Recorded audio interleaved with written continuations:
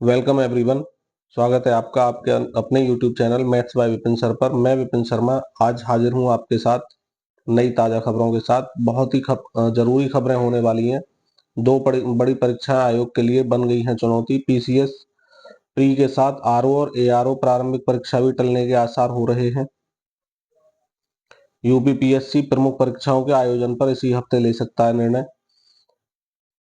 परीक्षा केंद्रों की अनुपलब्धता के कारण उत्तर प्रदेश लोक सेवा आयोग यूपीपीएससी 27 अक्टूबर को प्रस्तावित पीसीएस प्रारंभिक परीक्षा 2024 को टालने की तैयारी में। यह परीक्षा 7 और 8 दिसंबर को कराने की तैयारी है, जिस पर इसी हफ्ते कोई निर्णय लिया जा सकता है। 2 दिन परीक्षा कराने का भी स्टूडेंट विरोध कर रहे हैं, क्योंकि उनका कहना है कि अभ्यर्थी प्रारंभिक परीक्षा में वस्तुनिष्ठ प्रकार के सवाल पूछे जाते हैं। प्रत्येक सही सवाल के लिए उनके निर्धारित पूरे अंक मिलते हैं। अलग अलग दिनों में पेपरों में अलग अलग सवाल भी पूछे जाएंगे और प्रश्न पत्रों के स्तर में भी अंतर होगा। ऐसे में परीक्षा देने वाले अभ्यर्थियों का एक समान मूल्यांकन कैसे किया जा सकेगा? आखिर ऐसा कौन सा फॉर्मूला है जिसके माध्यम से आयोग सभी अभ्यर्थियों का एक समान मूल्यांकन कर सकता है? तो देखते हैं आयोग क्या निर्णय लेता है। आगे खबर है, युवाओं को हर मिनट चाहिए काम से ब्रेक। तनाव, सोशल मीडिया, स्मार्टफोन ध्यान भटकाने की वजह साबित हो रहे हैं। तकनीक के साथ तनाव भी मिल रहा है। नेस्ट के chief customer officer Gavin Perera Bates ने कहा है, लगातार आने वाले नोटिफिकेशन, सोशल मीडिया और नई जानकारी की तुरंत पहुंच लोगों का ध्यान एक काम पर नहीं रहने देती। इसके लिए केवल तकनीक दोषी नहीं है, बल्कि तनाव और थकान भी इसके मुख्य वजह हैं। फोन पर करते रहते हैं लोग स्क्रॉल। स्मार्टफोन का पिंग या इनबॉक्स में लगी मेल की भरमार इंसान का ध्यान कब भटकाने के लिए काफी है। हालिया अध्ययन में दावा किया गया है एक काम पर लोगों का फोकस औसतन केवल 17 मिनट तक ही रहता है। वहीं आज का युवा वर्ग एक काम पर रहते हुए 1 मिनट के अंतराल पर फोन या सोशल मीडिया पर आए नोटिफिकेशन को देखने में भी व्यस्त हो जाता है। आयुष्मान भारत में और अधिक पैकेज जोड़े जा सकते हैं। 70 वर्ष और उससे अधिक आयु के लोगों को कवरेज देने की तैयारी है। 4.5 करोड़ परिवारों को विस्तारित योजना से लाभ मिलेगा। वर्तमान योजना में 1949 चिकित्सा प्रक्रियाएं शामिल हैं। अमीर या गरीब हर वर्ग के बुजुर्गों को मिलेगा विस्तारित योजना का लाभ। सरकार द्वारा 70 वर्ष या उससे अधिक आयु के सभी लोगों के स्वास्थ्य कवरेज शुरू करने की तैयारी के बीच आयुष्मान भारत प्रधानमंत्री जन आरोग्य जो योजना है, इसके कार्यान्वयन एजेंसी राष्ट्रीय स्वास्थ्य प्राधिकरण एनएचए बुजुर्गों के लिए और अधिक स्वास्थ्य पैकेज जोड़ने की बात कर रही है। उपभोक्ताओं को बैंक में रिफंड का विकल्प दे ओला। केंद्रीय उपभोक्ता संरक्षण प्राधिकारी सीसीपीए ने ऑनलाइन टैक्सी प्लेटफॉर्म ओला को उपभोक्ताओं के हित में कुछ जरूरी बदलाव करने कहा है। सीसीपीए ने कंपनी से उपभोक्ताओं को रिफंड का विकल्प प्रदान करने की बात की और यात्रा पूरे होने के बाद बिल भी देने की बात करी है। 8 वर्षों में हरमनप्रीत नहीं बना सकी विश्व champion. Bharat women cricket world cup के लिए कल बहुत ही दुखदायक खबर रही है। ऑस्ट्रेलिया ने करो या मरो के मैच में भारत को 9 रनों से हराया और सेमीफाइनल में पहुंचने के लिए अगर मगर में फंसी है टीम। भारतीय टीम को अब पाकिस्तान से जीत की आशा है। अगर जीत जाते हैं तब आगे हो सकता है कि आगे बढ़ सके टीम, अदरवाइज कल की हार ने मनोबल तो गिराया ही गिराया है। कोलोरेक्टल कैंसर के विरुद्ध लड़ने में सहायक है आंत का खास बैक्टीरिया। तनाव को विभिन्न स्वास्थ्य समस्याओं की शुरुआत का कारण माना जाता है। एक नए अध्ययन में बताया गया है कि तनाव कोलोरेक्टल कोशिका सीआरसी के विकास की गति को संभव बना देता है और बढ़ा देता है। चीनी शोधकर्ताओं ने बताया क्रोनिक तनाव कैसे माइक्रोबायोटा के संतुलन को बिगाड़ देता है, जो कुछ आंत बैक्टीरिया को खत्म करके सीआरसी के विकास की गति को तेज करता है। अतः अंत में लाभकारी बैक्टीरिया जो हमारा लैक्टोबैसिलस होता है, इसको बहाल करने में कोलोरेक्टल कैंसर के खिलाफ शरीर की प्राकृतिक सुरक्षा मजबूत हो सकती है। गरीब उपभोक्ताओं का आधे से अधिक बिजली का खर्च वहन करेगी सरकार। बिजली बिल के लिए बात आ रही है। 1 यूनिट के लिए बीपीएल उपभोक्ता देंगे 3 रुपए, सरकार देगी 3.5 रुपए अनुदान। उत्तर प्रदेश के लिए है ये खबर। घरेलू उपभोक्ताओं को महंगी बिजली से राहत देने के लिए दिए गए 7,445 करोड़ रुपए। नलकूपों को 705 रुपए प्रति एचपी की सब्सिडी की बात आ रही है।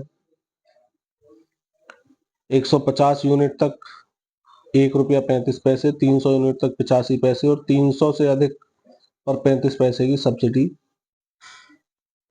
देने की योजना है सरकार की। पंचायती राज विभाग में भी अब महानिदेशक बैठाने की तैयारी हो रही है। शिक्षा और मत्स्य विभाग के बाद पंचायती राज विभाग में भी महानिदेशक बैठाने की तैयारी। महानिदेशक के पद पर भारतीय प्रशासनिक सेवा के सचिव स्तर के अधिकारी की तैनाती की जाएगी। विभागीय स्तर पर महानिदेशक को बैठाने की प्रक्रिया शुरू हो गई है। इसके साथ महानिदेशक जिला पंचायत अनुश्रवण प्रकोष्ठ के रूप में एक नए पद का भी सृजन किया जाएगा। जम्मू कश्मीर से 6 साल बाद हटा राष्ट्रपति शासन, अधिसूचना जारी हो गई है। नई सरकार बनने का भी रास्ता साफ हो चुका है। केंद्र सरकार ने जम्मू कश्मीर से राष्ट्रपति शासन हटा दिया। इसकी अधिसूचना रविवार को जारी कर दी गई। इसके साथ ही केंद्र शासित प्रदेश में नई सरकार के गठन का भी रास्ता साफ हो गया है।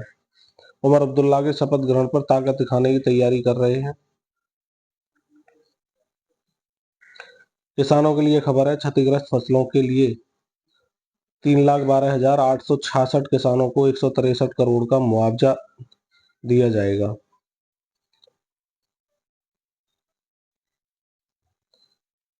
शिक्षकों की कमी से पढ़ाई पर संकट, छात्र संख्या भी कम हुई। 800 छात्रों पर सिर्फ 5 शिक्षक काम कर रहे हैं। 98 वित्त पोषित शहर के स्कूलों में 600 पद खाली हैं। 20,000 से ज्यादा पद सहायक शिक्षकों के खाली हैं। माध्यमिक शिक्षा निदेशालय ने भेजी शासन को रिक्त पदों की सूचना, लेकिन भर्तियां नहीं आ रही हैं। लोग परेशान हैं। प्रदेश के वित्त पोषित स्कूलों में शिक्षकों की कमी का असर बच्चों की पढ़ाई पर दिख रहा है। यूपी बोर्ड के 10वीं और 12वीं के रिजल्ट में गिरावट आई है। कई वर्ष से इन स्कूल के छात्र बच्चे टॉपर सूची में आए। यही वजह है स्कूलों में छात्रों की संख्या आधे से कम रह गई है। प्रदेश के 4,512 सहायता प्राप्त माध्यमिक स्कूलों में 25,000 से अधिक पद खाली हैं, जो कि बहुत बड़ी संख्या में है, और छात्र बेरोजगार घूम रहे हैं। सबसे अधिक सहायक अध्यापकों के पद खाली हैं। टीजीटी के पद खाली हैं। प्रदेश में सहायक अध्यापकों को 70,803 पद में से 20,999 पद खाली हैं, जबकि प्रवक्ता के कितने हैं आपके सामने? 22,220 पदों में से 4703 पद खाली हैं। प्रधानाचार्य और प्रधान अध्यापकों के स्वीकृत 4,512 पदों के सापेक्ष 2,833 पद खाली हैं।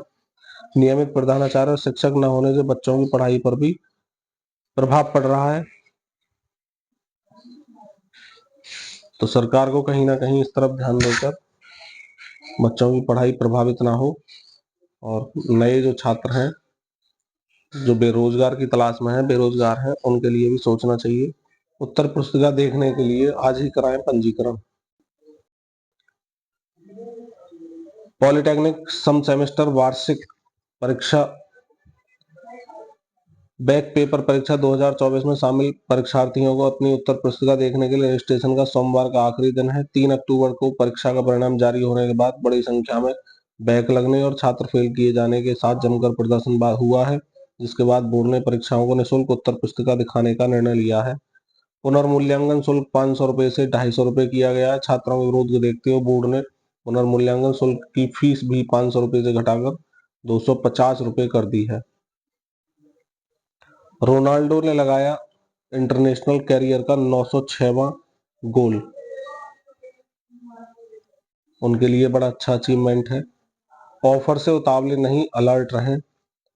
फ्रॉड का माया जाल चल रहा है। लोगों के पास सामानों की छूट के लुभावने मैसेज या लिंक भेजकर ठगी कर रहे हैं। साइबर फ्रॉड मिल रही शिकायतों को देखते हुए लोगों को जागरूक करने में जुटे साइबर सेल के एक्सपर्ट इस तरह से खुद को सेफ रख सकते हैं। मोबाइल पर ऑफर से जुड़े मैसेज या लिंक आए तो पहले उसकी सत्यता के बारे में पता करें। जब तक खुद पूरी तरह से तय नहीं कर लेते मैसेज सही है, किसी भी नंबर पर कॉल ना करें। दिए गए लिंक में नामी कंपनियों के नाम भी दिखाई देते हैं। ऐसे में पहले उन कंपनियों की एजेंसियों से संपर्क करें। तो बहुत सारी पॉइंट पर ध्यान देने की जरूरत है अगर आपको साइबर फ्रॉड का शिकार नहीं होना है तो।